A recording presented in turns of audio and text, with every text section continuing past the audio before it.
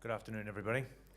I'm going to speak about our Torrens project in South Australia and also our Lumwana West project in northwestern Zambia. Argonaut's listed on the ASX. We have our ASX code is ARE. We have about 1.5 billion shares on issue, and we have a market capitalisation in the range $30 to $40 million.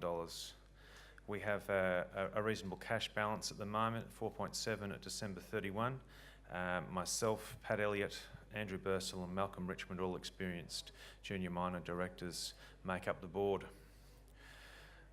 So first of all, 3 projects that we're working actively on at the moment. Our main focus is Torrens in South Australia.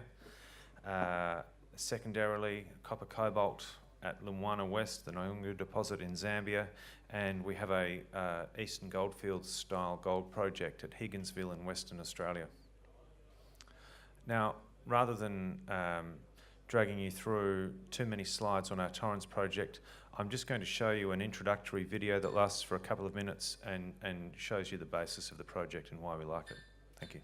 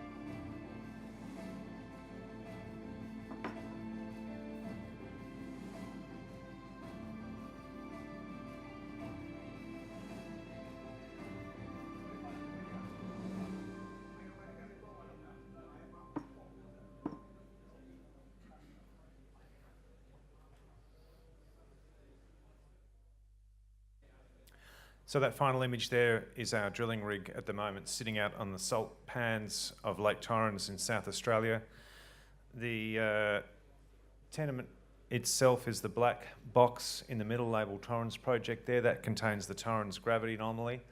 The main points about this project really is that it's in an area of major copper endowment in the world. This is the IOCG domain in South Australia known as the Olympic domain. within that area, Olympic Dam, Carrapateena, and the exciting discovery by BHP announced last November called Oak Dam West. So why did we persist for such a long time with access authorisations in this area? Basically because the anomaly is so large and there's such an amazing scope for large tonnage deposits and successive discoveries out there. This shows our gravity anomaly in the red outline draped over Sydney Harbour, just to give you an idea of how big the anomaly is. Showing it on a map sometimes doesn't drive the point home. It's very, very large indeed. That area covers 120 square kilometres. Given that a lot of mining tenements in a lot of parts of the world are only 1 or 2 square kilometres per tenement, it really is an amazingly large area. Underneath and within that gravity anomaly, you see on the left-hand side there, the gravity model underground. If we don't have dense rocks, then we don't have the ore we're looking for. And that red image there shows you where all the dense rocks are and how they're located underground. Next door to it, the red and blue image there shows how they relate to the magnetic bodies. Basically, to target iron oxide, copper, gold, you're looking at the relationship between the density and the magnetics. We have a spectrum of those relationships in our project, and they're shown and colour-coded on this map. They're the areas within that gravity anomaly, and we have anomalies that are closely associated with magnetic anomalies or are completely gravity-only anomalies, those green ones. We drilled briefly at this project area in 2007, and in 2007 we came dangerously close to discovering what we were after. We saw some snippets, some little sniffs of the ore mineralisation and some proximal alteration to that, and this gave us the encouragement we needed to continue on. We got our initial and our most elusive approval in March 2007 for native title. Our operational and environmental approval was granted by the South Australian Government in November 2017, and a final approval granted by the Minister for Aboriginal Affairs in South Australia came to us in February last year. We don't require any further approvals, and we are already drilling. So the drilling program is a $15 million drilling program, 25 to 30 deep diamond drill holes, helicopter supported. At the moment, we're in stage 1 of that program, which is 8 to 10 deep diamond drill holes, average depth of over 1,000 metres, and a cost to the joint venture of $5 million. The photo you see there is the rig sitting on the salt pan. The area at the back is the helicopter landing pad. The rig sits on pontoons and protects the salt lake crust from any damage.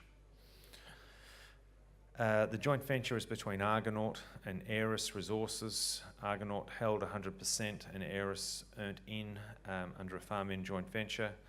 The expenditure is pro rata. The stage 1, $5 million spend. Argonaut is on the hook for $1.5 million. We've already put half of that into the joint venture and we'll be shortly putting more in.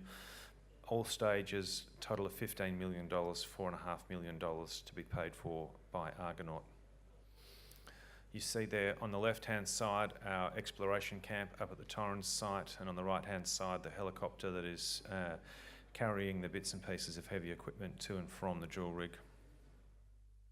So basically, Torrens, being such a large target and being in such a fertile part of the world with such a huge copper endowment, it gives us a higher likelihood of discovery, and in the event of discovery, a higher likelihood of commercial tonnes and grades.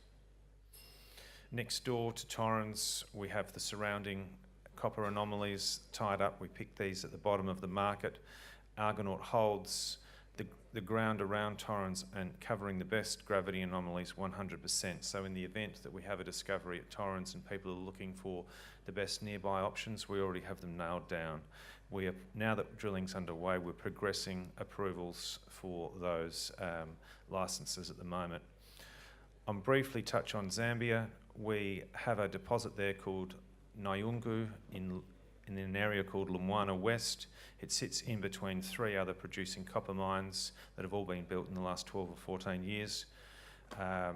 we have an exploration target, just sub-JORC resource out there at the moment of about 750,000 tonnes of contained copper at about 0.55% copper grade. We're currently working through a metallurgical test work phase, and that will give us some directions for a scoping study going forward. So thank you very much for your attention today. Just draw your attention to the fact that multiple discoveries, copper is on the rise, and